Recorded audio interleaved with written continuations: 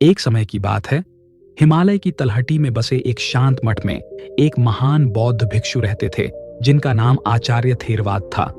उनके ज्ञान और करुणा की ख्याति दूर दूर तक फैली हुई थी।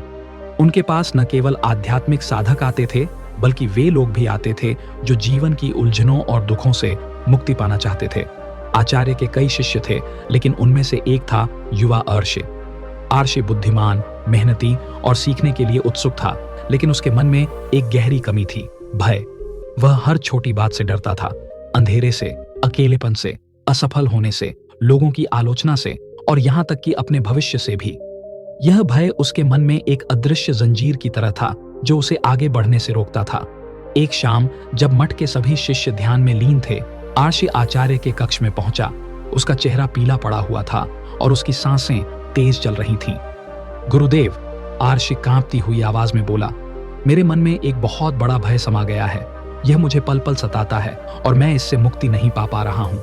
आचार्य, जो अपने ध्यान से बाहर आए थे, ने आर्षे की आंखों में चिंता देखी।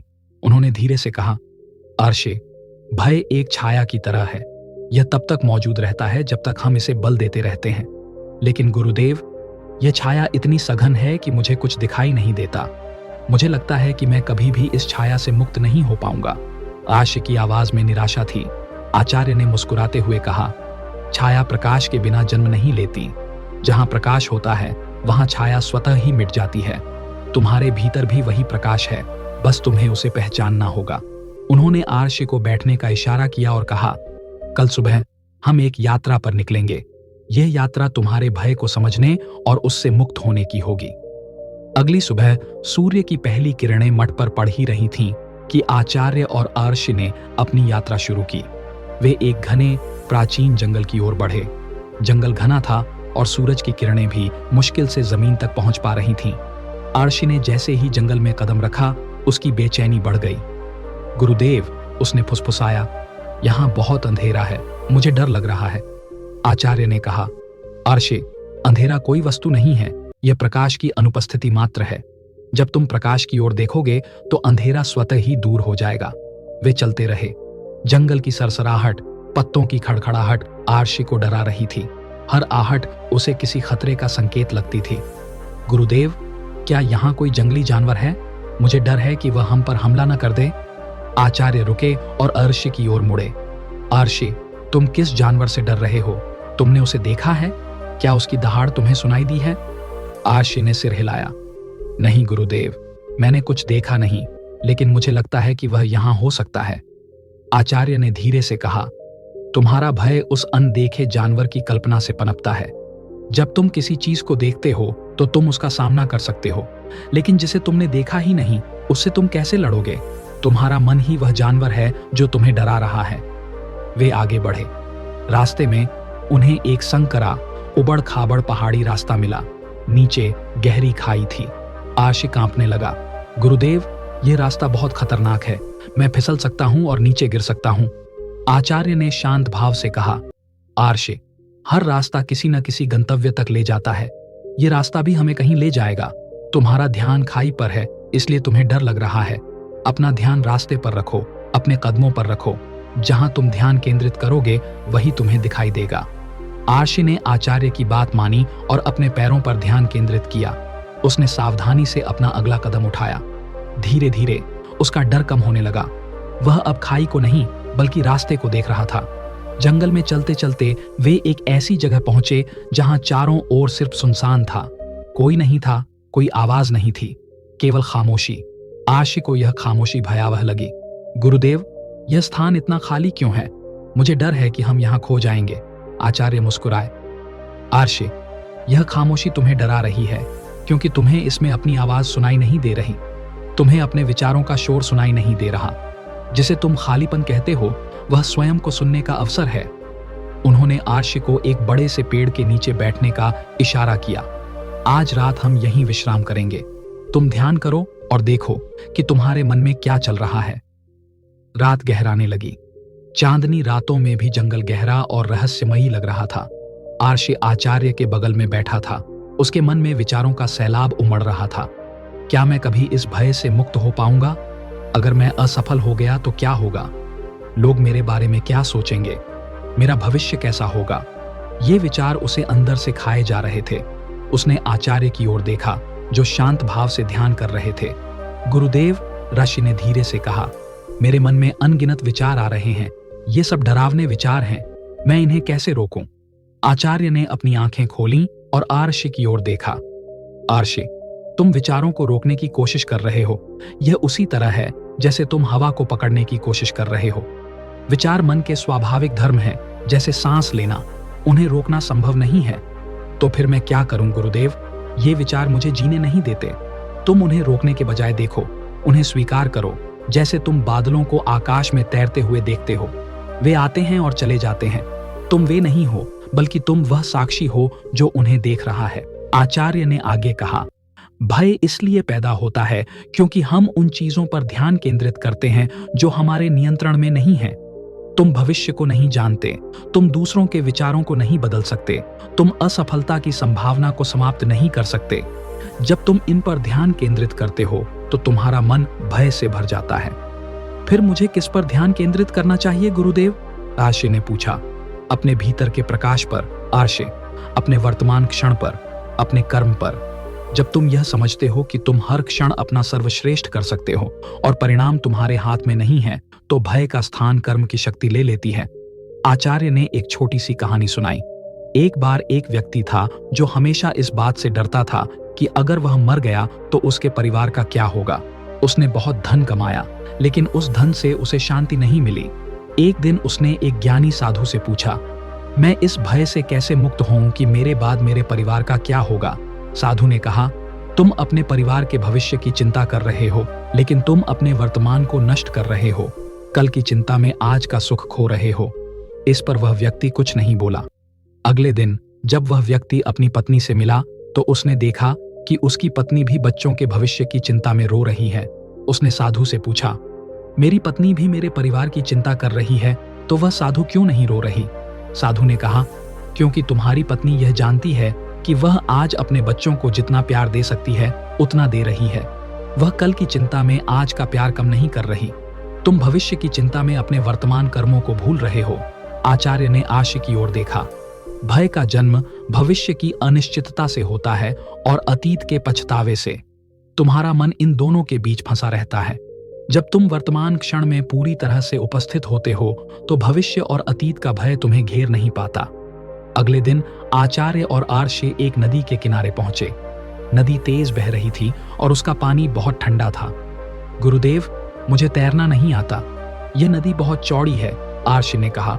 उसका चेहरा फिर से डर से भरा हुआ था। आचार्य मुस्कुराए। आर्षि, डर तुम्हें यह नहीं बताता कि तुम तैर नहीं सकते।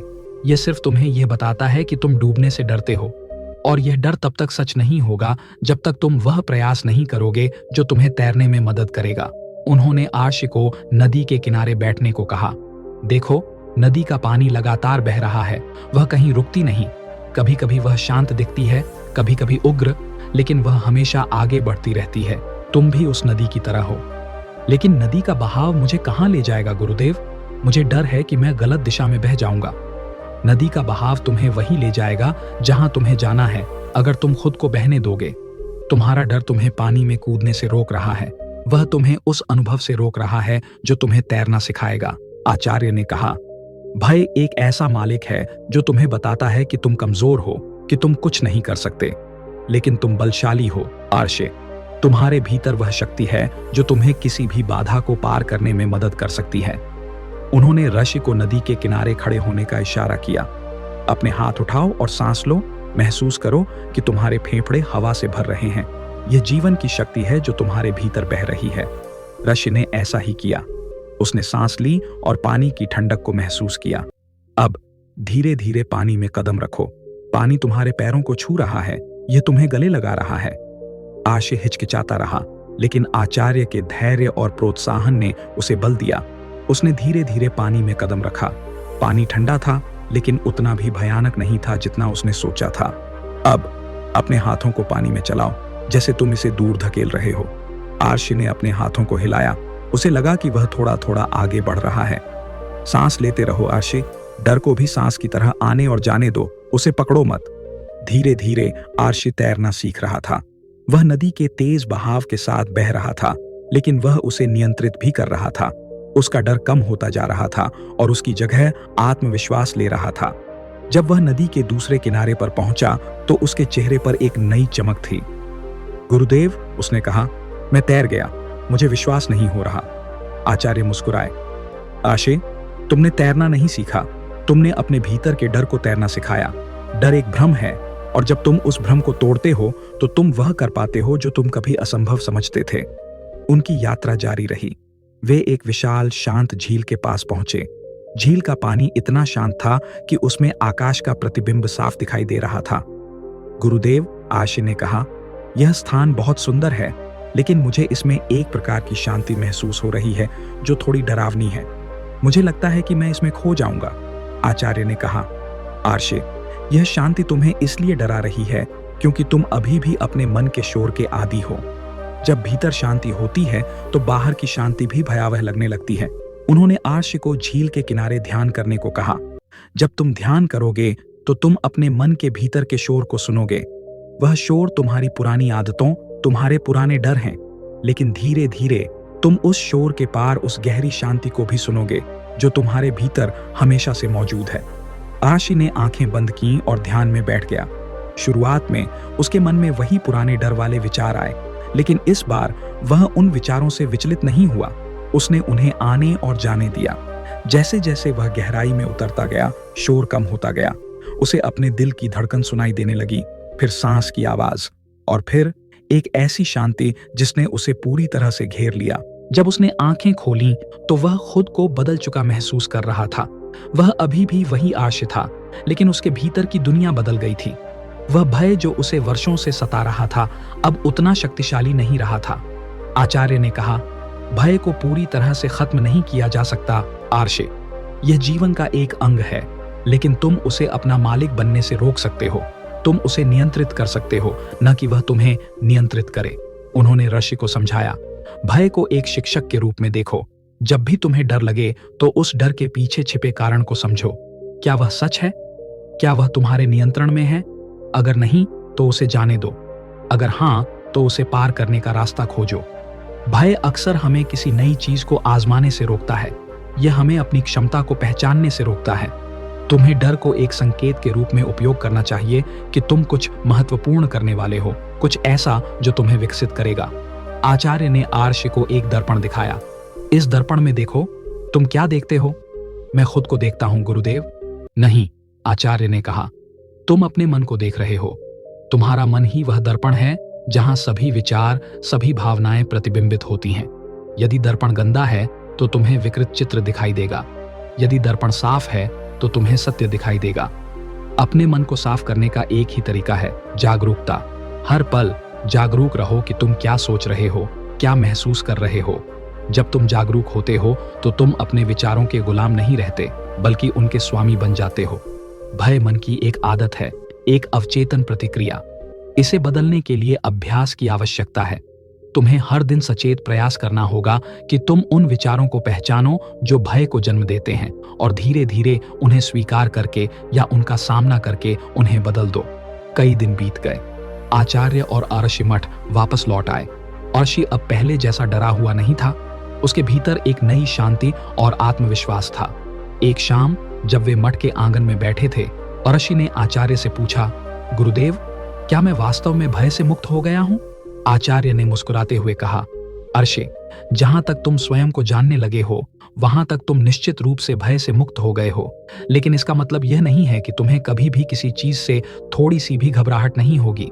जीवन में चुनौतियां हमेशा रहेंगी, लेकिन अब मैं उन चुनौतियों का सामना करने के लिए तैयार हूं।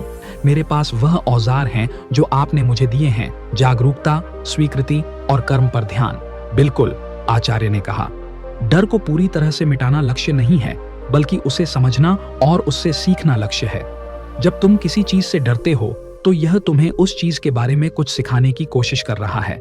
तुम्हारी चुनौती उसे सुनना और समझना है। अपने मन को शांत रखने के लिए हमेशा अभ्यास करते रहो। ध्यान करो, सांस लेने पर ध्यान केंद्रित करो और वर्तमान क्षण में रहो। जब भी तुम्हारे मन में भय का विचार आए तो उसे एक मेहमान की तरह देखो। उसका स्वागत करो, उससे बात करो, लेकिन उसे अपने घर का मालिक बनने मत दो। उसे थोड़े समय के लिए बैठने दो और फिर जाने दो। उन्होंने आगे कहा, दूसरों के प्रति करुणा रखो, क्योंकि हर कोई अपने तरीके से भय से लड़ रहा है। जब तुम दूसरों की मदद करते हो तो तुम खुद को भी सशक्त बनाते हो। तुम्हारा भय तुम्हारे जीवन का हिस्सा हो सकता है, लेकिन यह तुम्हारा एकमात्र हिस्सा नहीं है। तुम्हारे जीवन में प्रेम भी है, साहस भी है, खुशी भी है और ज्ञान भी है। जब तुम अपने मन को उन सकारात्मक चीजों पर केंद्रित करते हो तो भय की छाया स्वतः ही छोटी हो जाती है। याद रखो आराशे, तुम सिर्फ एक शरीर नहीं हो, तुम एक ऊर्जा हो। तुम्हारा मन तुम्हारी ऊर्जा का चालक है। जहां तुम अपनी ऊर्जा केंद्रित करोगे वहीं तुम्हारी वास्तविकता बन जाएगी। यदि तुम भय पर अपनी ऊर्जा केंद्रित करोगे तो तुम्हारा जीवन भय से भर जाएगा। यदि तुम प्रेम, साहस और शांति पर अपनी ऊर्जा केंद्रित करोगे तो वही तुम्हारी वास्तविकता बन जाएगी। कल तुम अपना नया जीवन शुरू करोगे। यह जीवन वही होगा जो तुम बनाने का निर्णय लोगे। भय को अपने मार्ग का मार्गदर्शक मत बनने देना, बल्कि उसे एक मित्र समझो जो तुम्हें बताता है कि कहां सुधार की आवश्यकता है। आर्ष ने आचार्य के चरणों में नमन किया। उसके हृदय में कृतज्ञता और शांति का भाव था। उसने सीखा था कि भय कोई दानव नहीं है जिसे नष्ट करना है, बल्कि एक शिक्षक है जिसे समझना है। उसने सीखा था कि भय को जीतने का मार्ग उसे दूर भगाना नहीं, बल्कि उसे स्वीकार करना और अपने भीतर की शक्ति से उसे रूपांतरित करना है। वह अब भय का दास नहीं, बल्कि उसका मित्र और उसका मार्गदर्शक था, और यह समझ ही उसके लिए भय से मुक्ति का सबसे बड़ा वरदान थी। दोस्तों, अगर आपको इस कहानी से कुछ सीखने को मिला हो तो हमारे चैनल आरडी मोटिव को सब्सक्राइब जरूर कीजिए, ताकि आने वाली ऐसे ही और भी मोटिवेशनल कहानियां हम आप तक पहुंचा सकें। धन्यवाद।